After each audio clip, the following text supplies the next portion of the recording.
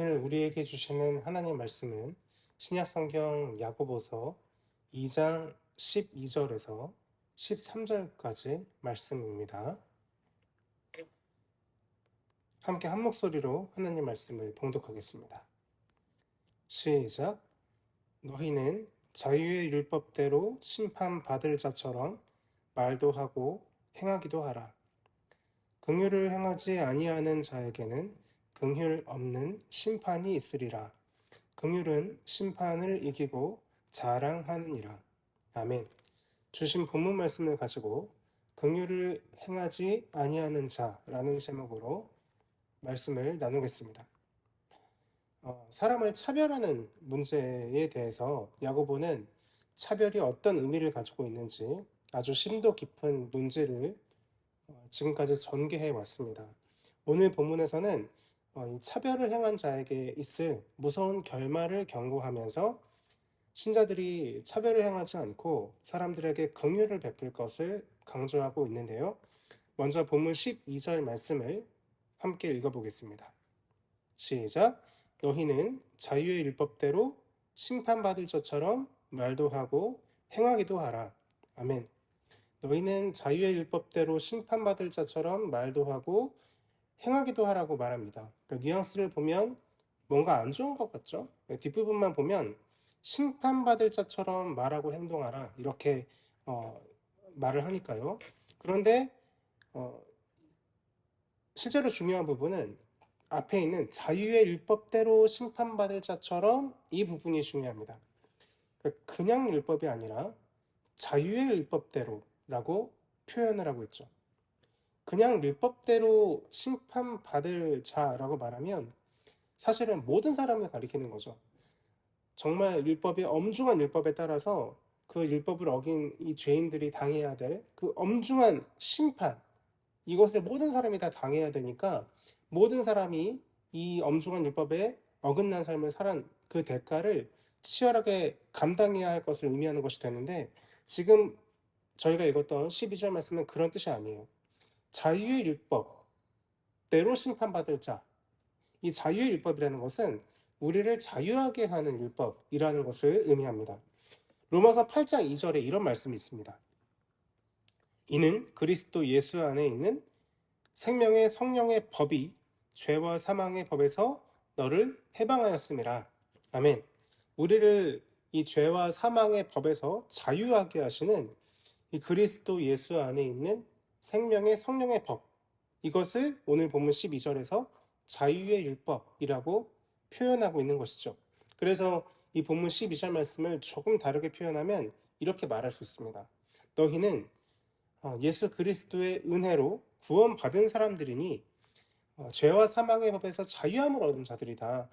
그렇게 자유함을 얻은 자들답게 살아가야 한다. 이런 뜻입니다.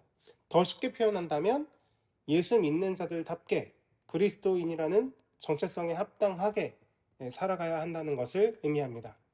물론 이 예수 믿는 자, 그리스도인이라는 정체성에 합당하게 행해야 하는 이 범주는 너무 많고 너무 넓은데요. 본문이 이어지고 있는 맥락 속에 이 차별이라는, 다른 사람을 어떻게 대우할지 이 차별이라는 행동의 범주에서 보면 이 본문 13절에 이렇게 적용이 되는 것이죠. 13절 말씀을 읽어보겠습니다. 긍휼을 행하지 아니하는 자에게는 긍휼 없는 심판이 있으리라. 긍휼은 심판을 이기고 자랑하느니라. 아멘. 긍휼을 행하지 아니하는 자에게는 긍휼 없는 심판이 있으리라 말씀하시죠. 이것은 그리스도인이라 함은 마땅히 다른 사람을 대우할 때 긍휼을 행해야 한다라는 것을 전제하는 것입니다. 왜 그렇습니까? 그리스도인은 하나님 아버지께로부터 정말 무한한, 말로 형언할 수 없는 긍휼을 얻은 존재이기 때문에 그렇습니다. 죽어 마땅한 죄인임에도 불구하고 하나님께서는 죄인이 가진 그 죄를 간과하시고 죽어야 할 그 죄인 대신에 자신의 아들을, 독생하신 아들을 보내주셔서 그 사람, 죄인을 용서하시고 받아주셨습니다. 감히 하나님과 동등해지려고, 사실 하나님보다 더 높은 존재가 되기 위해서 역모를 꾀했던 이 죄인을 하나님의 나라를 상속받을 수 있는, 하나님의 자녀라는 이름을 주신 것입니다. 그것은 전적으로 인간을 긍휼히 여기신 하나님 아버지의 사랑 때문이었습니다. 그 사랑으로 구원받고 하나님의 자녀가 된 그리스도인들이 어떻게 긍휼을 행하지 않을 수가 있겠습니까? 그래서 성경은 긍휼을 행하지 않으면 긍휼 없는 심판이 있을 것이라고 자주 우리에게 교훈해 줍니다. 본문 13절의 말씀을 자주 교훈해 준다는 거죠. 예수님께서도 우리에게 주신 예화가 있습니다. 1만 달란트를 빚진 사람이 있어요. 근데 그 사람이 주인에게 돈을 갚을 수가 없게 되니까 주인에게 빈 거예요.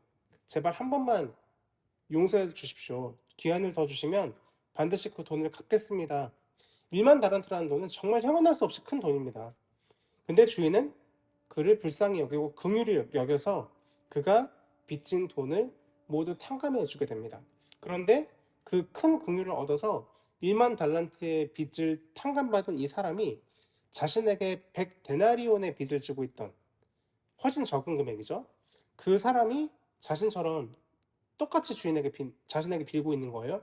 제발 용서해달라고, 좀만 기한을 주시면 다 갚겠다고. 근데 그를 긍휼히 여기지 않고 옥에 가두게 됩니다. 그 소식을 들은 먼저 1만 달란트를 탕감해 주었던 그 주인이 어떻게 합니까? 탕감했던 그 모든 것을 다 취소하고 그를 옥에 가두게 됩니다.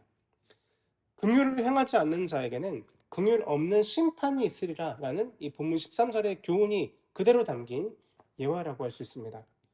예수 그리스도의 희생으로 그 은혜로 구원을 얻은 사람이라면 자신이 받은 긍휼대로 다른 이들에게 긍휼을 베풀게 됩니다. 그러므로 오늘 본문에서 긍휼을 행하지 아니하는 자는 사실상 불신자들을 가리킵니다. 그 불신자들과 구별지어서 너희는 곧 긍휼을 받은 그리스도인인 너희들은 그 긍휼을 받은 자답게 행동하라라는 것입니다. 그 행동이 무엇입니까? 다른 이들을 성별, 인종, 나이, 경제 수준, 지역, 정치색 등등 어떤 조건에도 따라 차별하지 않는 삶을 가리키는 것입니다. 사람들을 공평하게 대하는 것이고 모든 사람을 그 사람 안에 있는 하나님의 형상을 보고 존귀한 자로 여기고 그들의 형편과 상황에 상관없이 긍휼한 마음으로 대하는 것. 이것이 먼저 하나님께 긍휼을 입은 자답게 행동하는 것이라는 말씀입니다. 반대로 말하면 이렇게 되는 거죠. 어떤 사람을 그가 가진 조건에 따라 차별하는 것은 곧 긍휼을 행하지 아니하는 것이고 그것은 곧 스스로 하나님의 긍휼을 얻을 자격이 없는 죄인이다라는 것을 증명하는 것이다 라는 것입니다. 긍휼은 본문 13절 후반에 있는 말씀처럼 심판을 이기고 자랑합니다. 엄중한 율법에 따른 심판을 이길 수 있는 것은 오직 긍휼의 힘밖에 없습니다. 하나님께서 먼저 우리를 긍휼히 여기지 않으셨다면 우리가 행한 그 악에 따라서 죄악에 따라서 심판받는 것이 합당하고 그것을 막을 수가 없기 때문입니다. 이 뿌리 깊은 죄인들이 다른 사람들을 긍휼히 여길 수 있고 사랑을 줄 수 있는 힘도 하나님께로부터 받은 긍휼에서 나오는 것입니다. 사실상 우리 인간은 다른 사람을 특정한 조건에 따라서 차별하는 것이 훨씬 더 쉽습니다. 그것이 죄성을 가진 우리 인간의 본성에 훨씬 더 잘 맞는 것이죠. 이 자본주의 사회에서 경제적 수준에 따라서 사람을 차별하고 혹은 인종에 따라서 훨씬 검은 쪽에 속한 사람을 더 차별하고 정치색에 따라 사람을 차별하고 성별에 따라 사람을 차별하고 우리는 실제로 이런 차별을 경험하기도 하고 우리 또한 차별을 행하기도 합니다. 차별을 당하면 기분이 너무 나쁘지만 실제로 차별이 우리 일상 속에 아주 종종 벌어진다는 것을 우리가 부인할 수가 없습니다. 심지어 우리 그리스도인들 또한 차별을 행하니까 말입니다. 믿는 자와 불신자를 차별하는 것도 차별입니다. 동성애자와 그렇지 않는 자를 차별하는 것도 차별입니다. 다른 모든 죄를 우리가 범하지 않았다 할지라도 우리가 차별이라는 죄를 범했다면 우리는 모든 율법을 다 어긴 것과 같은 범법자에 불과하게 됩니다. 그런데도 불구하고 우리의 이 죄된 본성은 이 차별을 행하도록 우리가 다른 사람들을 볼 때 그가 가진 조건에 따라서 그들을 분리하고 그들을 다르게 인식하도록 우리를 인도한다는 것이죠. 나는 정말 사람을 철저히 차별하는 인생을 살아야지 이런 식으로 결단하지 않아도 우리는 무의식적으로 사람들을 차별하게끔 된다는 것입니다. 그러면 차별하지 않기 위해서 우리에게 필요한 것이 무엇이겠습니까? 차별에 대해서 지금까지 교훈해왔던 이 야고보서의 말씀을 우리의 마음속에 새기고 사람들을 모두 긍휼히 여기고 하나님의 형상을 가진 존귀한 사람들로 대하겠다라는 굳은 결심을 항상 마음에 품고 살아가야 합니다. 그 방법밖에 없습니다. 이 굳은 결심을 놓치게 되면 그 순간 우리에게는 다른 사람을 차별할 위험이 언제든지 존재한다는 것을 인정해야 합니다. 차별은 가난한 자들을 택하여서 부유하게 하시는, 영적으로 부유하게 하시는 하나님의 목적과 계획에도 어긋나고 내 이웃을 내 몸과 같이 사랑하라 라고 말씀하시는 하나님의 명령에도 맞지 않습니다. 가난한 자, 심히 고난을 당한 낮은 자 한 사람에게 긍휼을 베푼 것은 곧 예수님 자신에게 행하는 것과 같습니다. 그래서 다른 이들을 긍휼히 여긴 사람을 하나님께서도 긍휼히 여겨주시는 것이죠. 그러나 다른 이들에게 자비를 베풀지 않는 삶을 산다면 우리는 긍휼을 경험한 적이 없는 불신자와 다름없는 존재다 라고 나 스스로를 증명하는 꼴이 될 것입니다. 그만큼 차별은 무서운 죄임에도 불구하고 우리는 이 차별을 그렇게 심각한 죄라고 여기지 않으면서 종종 범해오는 삶을 살아왔습니다. 지금부터라도 그 죄를 심각한 죄라고 인정하고 우리를 먼저 긍휼히 여기셔서 구원하신 그 하나님의 사랑, 우리가 받은 그 사랑으로 다른 모든 사람들을 차별 없이 긍휼히 여길 수 있는 저와 여러분들의 삶이 되시기를 예수님의 이름으로 간절히 축원드립니다. 함께 기도하겠습니다.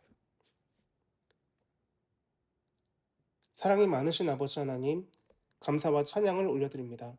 이 말로 형언할 수 없는 더러운 죄인들을 불쌍히 여겨주셔서 우리가 하나님의 긍휼을 받아 그 큰 구원을 힘입어서 하나님의 자녀라 일컬음을 얻고 하늘의 유업을 소망하고 살아갈 수 있는 존재들이 되었습니다.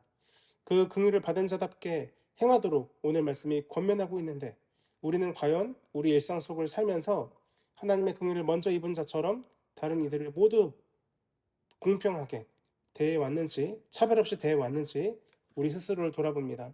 그렇게 살지 못했음을 고백합니다. 성별에 따라, 인종에 따라, 나이에 따라, 경제 수준에 따라 사람들을 차별하면서 무의식적으로 사람들을 다르게 대해왔음을 고백합니다. 또 이것이 성경 말씀에 따라 엄청난 큰 죄였음을 고백합니다. 하나님, 이제부터라도 다른 사람 안에 있는 존귀한 그 하나님의 형상을 바라보고 마치 그 사람이 하나님인 것처럼, 예수님인 것처럼 존귀하게 대할 수 있는 그런 우리들이 될 수 있도록 역사하셔서 우리가 다른 사람들에게 그렇게 사랑을 베풀고 긍휼을 베풀 때 그 모습들을 보고 불신자들도 이 그리스도인들의 사랑의 힘을 통해서, 긍휼의 힘을 통해서 이 사람들은 뭔가 다르구나, 그리스도인들은 뭔가 다르구나 라는 그 진실한 사랑의 힘으로 불신자들 또한 감화시켜 그들을 전도하고 하나님께로 이끌어갈 수 있는 그런, 여기 우리 가락 성전에 속한 모든 참된 그리스도인들 다 될 수 있도록 역사하여 주시옵소서. 맥주절 감사 축제를 준비하고 있습니다. 저희가 결단한 새로운 생명들이 모두 아름다운 결실을 맺기를 소원합니다. 저희가 초대할지라도 그 영혼을 인도하시고 영접하시고 변화시키시는 분은 하나님이신 줄 믿습니다. 간절히 주 앞에 올려드리며 기도할 때 하나님께서 놀라운 은혜의 역사를 이루어 주시고 우리 교회가 정말 새로운 생명으로 넘쳐나는 축제의 현장이 될 수 있도록 역사하여 주시옵소서. 남은 한 주 동안도 하나님의 말씀과 기도로 승리하는 삶을 살 수 있도록 은혜를 베풀어 주시고 더운 여름 모두 건강, 영육 간에 강건하게 자신의 건강을 잘 지키며 주의 돌보심 아래 살아갈 수 있도록 역사하여 주시옵소서. 또한 나라와 민족과 열방을 위해서 기도하며 하나님의 은혜의 손길을 간구할 때 하나님께서 들으시고 역사하심을, 응답하심을 경험할 수 있도록 은혜를 베풀어 주시옵소서. 이 모든 말씀 우리 구주 예수님의 이름으로 간절히 기도드립니다. 아멘.